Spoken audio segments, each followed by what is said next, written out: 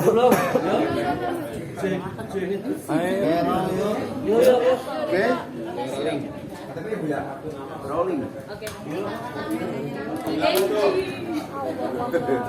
Halo Bapak. Sebelumnya selamat atas single. Iya, makasih. Apa histori balik lagu ini seperti apa? Oke, jadi single Setia ini tuh memang saya tulis dan ciptakan tuh untuk lagu duet. Karena ini sebenarnya adalah apa yang menjadi isi hati ayah saya dan isi hati ibu saya. Nah, akhirnya aku jadiin lagu. Sebenarnya lagu ini saya ciptakan sekitar tahun 2021. Karena ketika COVID kan ayah dan ibu saya nggak bisa kunjungan dan aku tuh sangat merindukan mereka. Jadi tapi setiap kali aku telepon gitu, nah lagi di mana mam gitu, oh lagi sama Dedi gitu. Kalau nggak aku telepon Dedi, di mana Ded? Oh ya ditemenin mami gitu. Dan aku merasa bahwa ayahku itu menunjukkan kesetiaannya sampai di akhir hayat. Ini kado buat ayah sebelum meninggal sudah datang. Dan ayah responnya waktu itu Jadi ketika aku bebas kan aku bawa buku lagu. Nah terus aku ya biasa aku ingin membuat ayahku bangga karena aku bilang ini alhamdulillah udah didengerin sama Danyi A, katanya mau nih gitu. Terus ada lagu nih yang aku bikin buat Mami and Daddy gitu kan. Terus kata ayah saya, oh ya kamu bahasanya saya, puji Tuhan kamu tuh diberikan talenta sehingga kamu walaupun kamu nggak berpolitik lagi, kamu masih bisa nyambung hidup kamu. Tuh. Aku dengarkan lagu Setia ini terus aku tuh seneng banget gitu, terus jadiin gitu kan. Aku bilang iya tapi aku mau jadiin tapi Dedi sama Mami ya video klipnya gitu. Emang jadi model video klip tuh bagaimana? Udah pokoknya it's not going to change your life gitu. Papi sama Mami tuh pokoknya seperti Mami Papi as usual aja gitu kan. Jadi nggak ada yang perlu diperankan karena emang ini adalah kisahnya Mami dan Dedi gitu. Dan akhirnya singkat cerita ketemu Bu Kris memperkenalkan ke Bang Julius Tanggang. Kebetulan Bang Julius ini aku suka dengan suaranya karena kan waktu masih kecil kita selalu suka banget kan disuruh nyanyi lagunya anak-anak tuh Danau Toba ya kan, itu lagu yang harus nyanyiin di SD gitu. Belum lahir ya, mungkin pada belum lahir kali ya. Nah dan akhirnya Bang Juli dengar, butuh waktu 2 minggu buat Bang Juli untuk oke, I like this song gitu kan. Dan aku alhamdulillah gitu Bang Juli mau.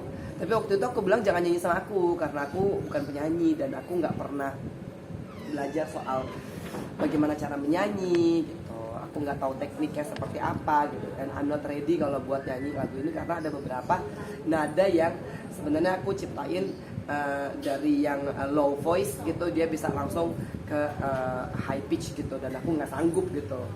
Nah, akhirnya Bang Juli bilang udah ya, pokoknya aku dirayu-rayu lah gitu agar supaya aku masuk gitu. Awalnya aku sangat semangat karena aku selalu didampingin kalau Bang Juli masih ingat selalu aku ke studionya sama Opa.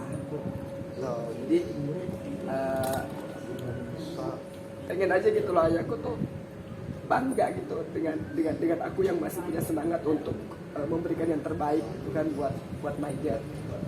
Nah ketika kesininya pas ayahku meninggal aku sebenarnya udah nggak mau nerusin gitu karena setiap kali aku take vokal pasti gagal gitu karena suaraku nggak nyampe, suaraku nggak ada gitu kan. Tapi Bang Juli sama Bu Kris diselesain lah biar Opa tinggal dikit lagi kok.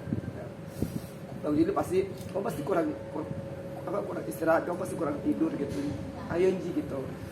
Jadi aku juga bener-bener makasih sama Bang Juli karena nggak cuma ngajarin aku nyanyi, nggak cuma bantu ngaransemen, tapi juga kasih aku semangat untuk menyelesaikan itu. Benji ini love story yang menjadi panutan kamu hidup semati dan ini akan menjadikan pegangan juga buat nanti sebenarnya pasti setiap pasangan pengen memiliki rumah tangga yang seperti ayah dan ibuku. Aku kadang-kadang kan suka cemburu ya pas aku pulang ke rumah begitu ya, terus aku kan single parent. dan aku tuh selalu ngelihat bagaimana my mom itu serve my dad gitu kan. Terus kadang-kadang ada gitu loh rasa ya Allah bahagia banget ya, maksudnya pasangan ini kok bikin aku jadi iri gitu. Nah, atau enggak pasti sama-sama kan berdua, nggak pernah kemana-mana, pasti ada oma ada opa, ada opa ada oma gitu.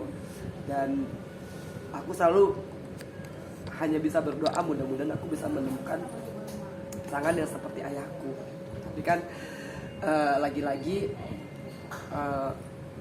aku akhirnya istighfar begitu, karena aku juga tidak mau terlalu larut dalam kesedihan aku. Walaupun kalau misalkan sekarang ditanya soal opa, terus calon suami maunya seperti apa, pasti akan muncul tuh sosoknya seperti ayah saya.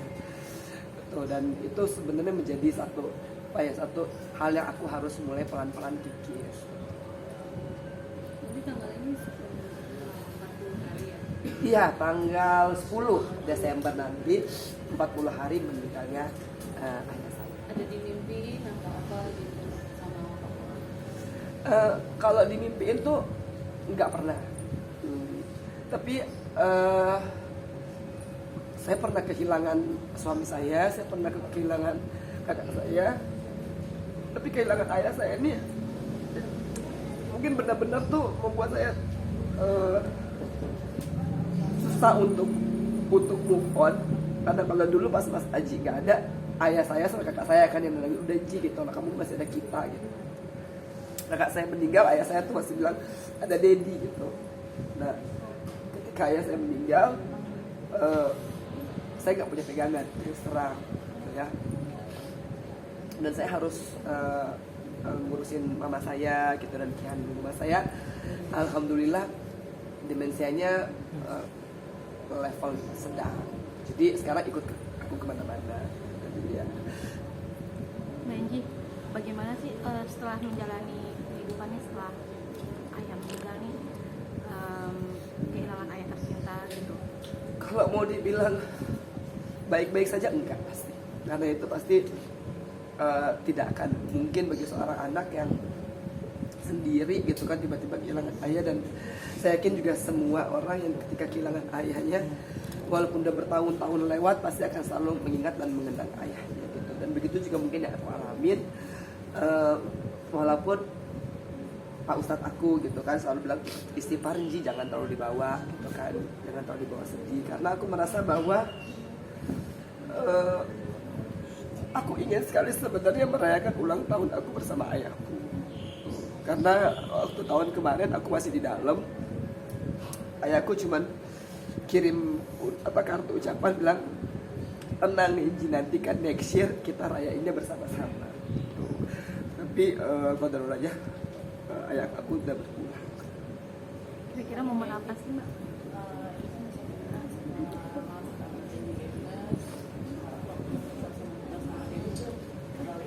Iya.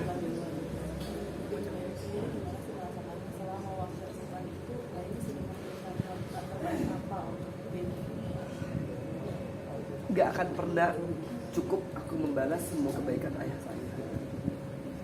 7 bulan dibandingkan dengan 10 tahun. Yang kalau misalkan teman-teman lihat, pasti dari sidang ke sidang itu pasti ayahku ada. Dari aku divonis ayahku ada, sampai aku bebas ayahku ada gitu. Dan ada lah dalam pikiran aku, nggak akan sanggup 7 bulan ini untuk mewakili semua kebaikan ayahku. Apalagi ayahku ngurusin aku dari aku masih kecil gitu kan, aku disekolahin ke luar negeri, aku diberikan kehidupan yang layak, aku benar-benar disayang, dijaga gitu. Kalau misalkan lagi agak-agak hilang nih, kayaknya aku tuh kadang-kadang pengen bilang kenapa sih nggak lebih lama lagi aku bisa ngurusin oma atau apa gitu kan. Tapi teman-teman aku selalu Ji istighfar, Ji dari istighfar, ikhlas. Mungkin nggak sih lagu ini mempersembahkan salah satu persembahan terbaik yang Mbak Enji bisa persembahkan untuk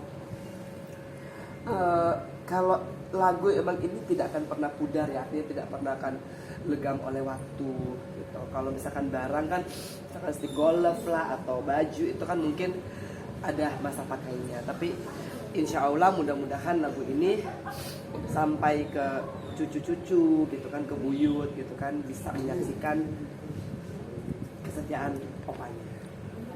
Bang Jul, berapa kali take sih Angie harus bisa jadi lagu ini? Apa dia memang nggak percaya diri atau gimana sampai harus berkali-kali take?